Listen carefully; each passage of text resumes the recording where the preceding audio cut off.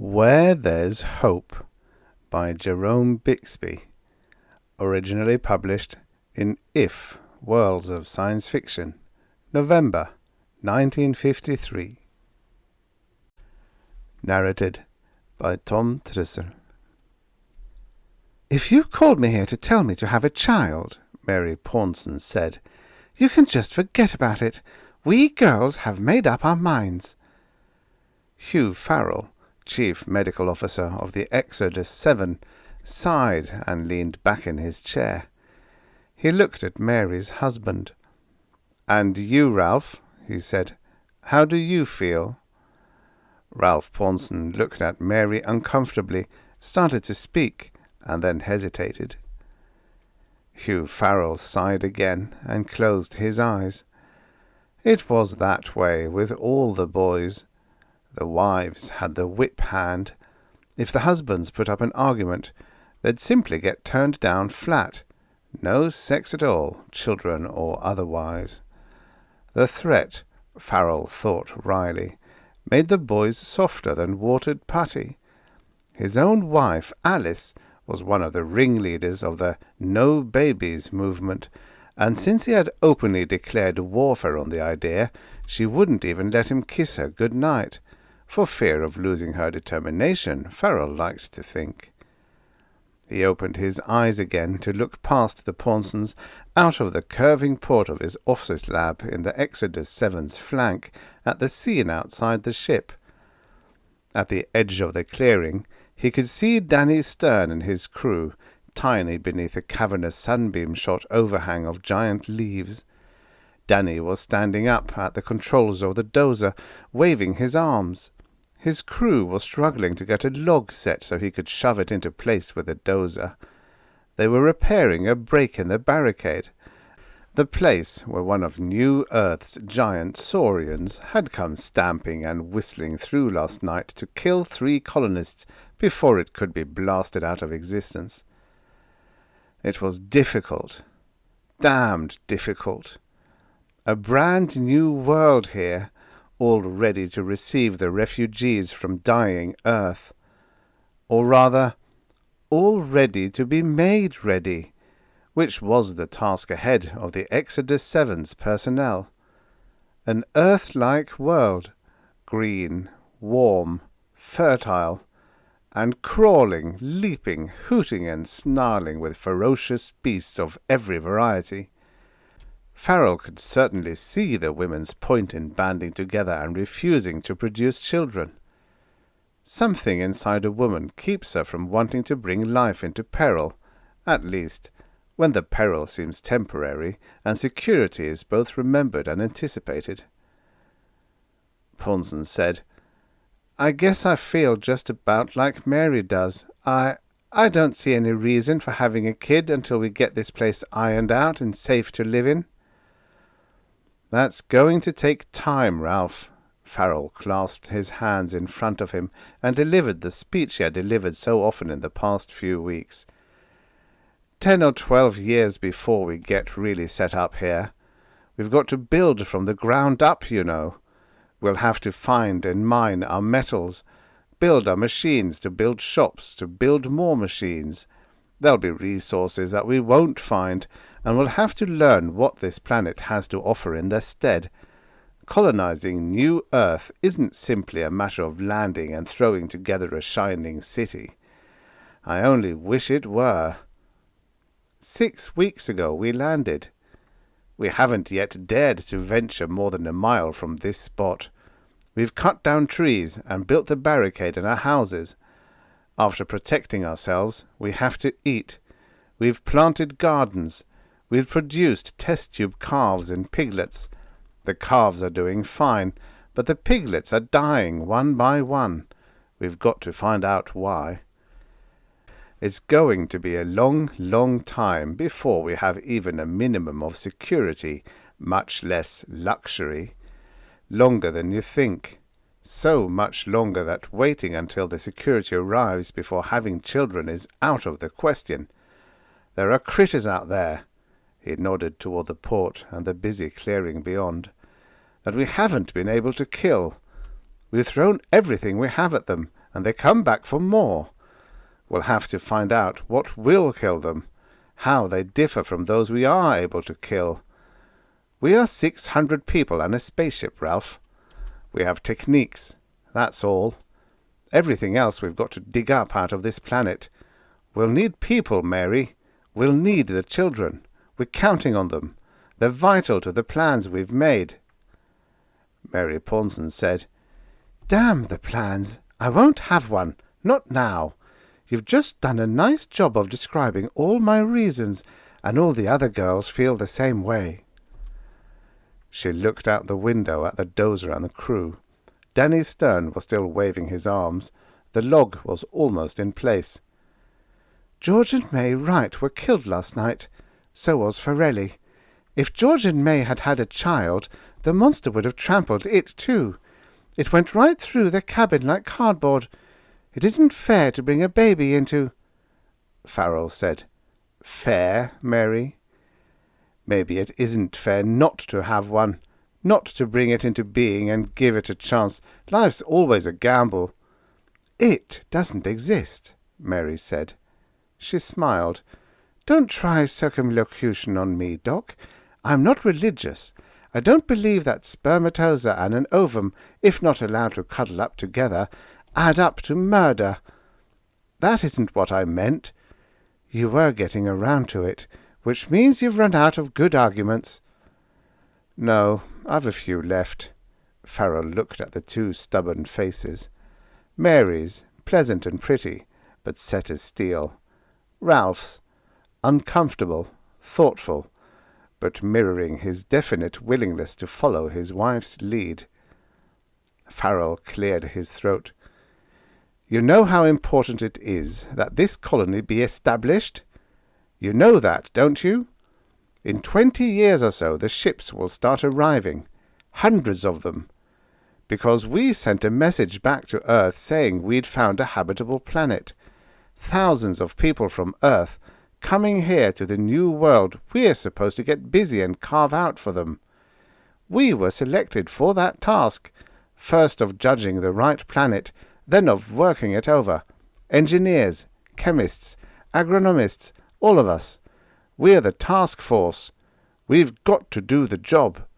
We've got to test, plant, breed, rebalance, create. There'll be a lot of trial and error. We've got to work out a way of life so the thousands who will follow can be introduced safely and painlessly into the organism. And we'll need new blood for the jobs ahead. We'll need young people." Mary said, "A few years one way or the other won't matter much, Doc. 5 or 6 years from now this place will be a lot safer. Then we women will start producing, but not now." "It won't work that way," Farrell said. "We're none of us kids any longer. I'm 55. Ralph, you're 43. I realize that I must be getting old to think of you as young. Mary, you're 37. We took a long time getting here, 14 years. We left an Earth that's dying of radioactive poisoning, and we all got a mild dose of that. The radiation we absorbed in space, little as it was, didn't help any. And that sun up there," again he nodded at the port, "isn't any help either. Periodically it throws off some pretty damned funny stuff. Frankly, we're worried. We don't know whether or not we can have children, or normal children. We've got to find out. If our genes have been bollocksed up, we've got to find out why and how, and get to work on it immediately. It may be unpleasant, it may be heartbreaking, but those who will come here in 20 years will have absorbed much more of Earth's radioactivity than we did, and an equal amount of the space stuff, and this sun will be waiting for them. We'll have to know what we can do for them." "I'm not a walking laboratory, Doc," Mary said. "I'm afraid you are, Mary. All of you are." Mary set her lips and stared out the port. "It's got to be done, Mary." She didn't answer. "It's going to be done." "Choose someone else," she said. "That's what they all say." She said, "I guess this is one thing you doctors and psychologists didn't figure on, Doc."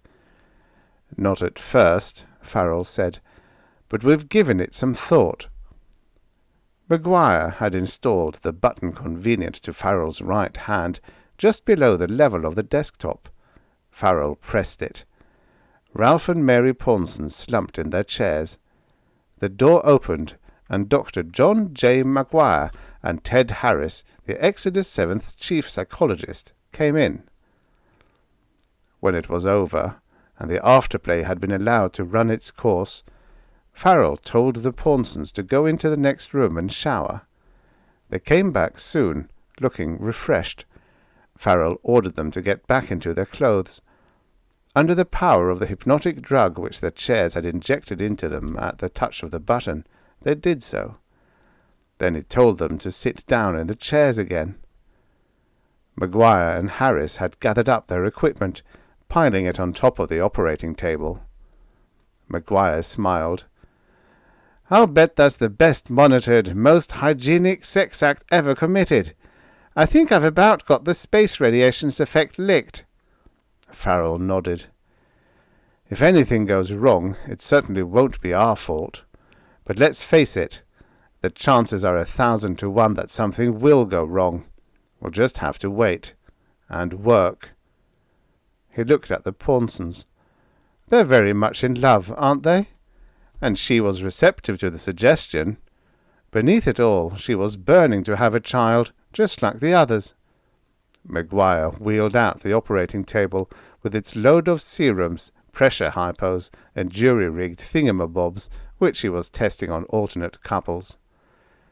Ted Harris stopped at the door a moment. He said, "I think the suggestions I planted will turn the trick when they find out she's pregnant. They'll come through okay.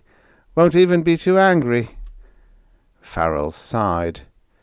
They'd been over it in detail several times, of course, but apparently Harris needed the reassurance as much as he did. He said, "Sure. Now scram so I can go back into my act." Harris closed the door. Farrell sat down at his desk and studied the pair before him. They looked back contentedly, holding hands, their eyes dull. Farrell said, "How do you feel?" Ralph Pawnson said, "I feel fine." Mary Pawnson said, "Oh, I feel wonderful." Deliberately, Farrell pressed another button below his desktop. The dull eyes cleared instantly. "Oh, you've given it some thought, Doc?" Mary said sweetly. "And what have you decided?" "You'll see," Farrell said. "Eventually." He rose. "That's all for now, kids. I'd like to see you again in 1 month, for a routine checkup." Mary nodded and got up. "You'll still have to wait, Doc. Why not admit you're licked?" Ralph got up too, and looked puzzled. "Wow," he said, "I'm tired." "Perhaps just coming here," Farrell said, "discharged some of the tension you've been carrying around." The Pawnsons left. Farrell brought out some papers from his desk and studied them. Then, from the file drawer, he selected the record of Hugh and Alice Farrell. Alice would be at the perfect time of her menstrual cycle tomorrow. Farrell flipped his communicator. "Maguire," he said, "tomorrow it's me." Maguire chuckled. Farrell could have kicked him. He put his chin in his hands and stared out the port. Danny Stern had the log in place in the barricade. The bulldozer was moving on to a new task. His momentary doubt stilled, Farrell went back to work. 21 years later, when the ships from Earth began arriving, the log had been replaced by a stone monument erected to the memory of the Exodus 7, which had been cut apart for its valuable steel. Around the monument was a park, and on 3 sides of the park was a shining town, not really large enough to be called a city, of plastic and stone, for New Earth had no iron ore, only zinc and a little copper. This was often cause for regret. Still, it was a pretty good world.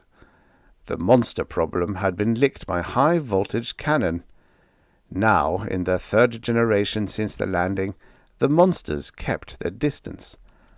And things grew. Things good to eat. And even without steel, the graceful, smoothly functioning town looked impressive. Quite a thing to have been built by a handful of beings with 2 arms and 2 legs each. It hadn't been entirely. But nobody thought much about that anymore. Even the newcomers got used to it. Things change. The end. Subscribe for your daily stories of futures past. This is what the future looked like many, many years ago.